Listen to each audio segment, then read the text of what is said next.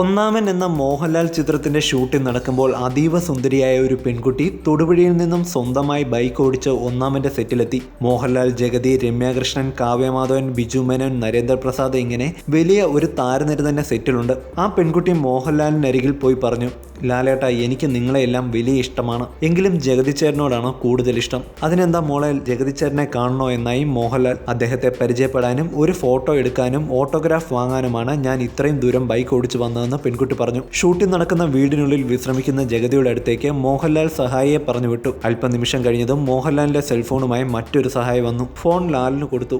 മറുതലക്കൽ ജഗതിയായിരുന്നു. ലാലെ, എന്നെ തൊടുപുഴ കോടതിയിലും കൂടെ കയറ്റിയേ അടങ്ങുമല്ലേ? പൊട്ടിച്ചിരിച്ചുകൊണ്ട് ജഗതിയുടെ phone cut ചെയ്ത് മോഹൻലാൽ പറഞ്ഞു.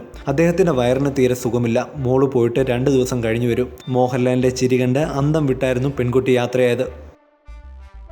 You're watching me on metromatney.com. metromatney.com. Subscribe for more videos. Subscribe for more videos. Subscribe here for more videos. Subscribe now. Thank you.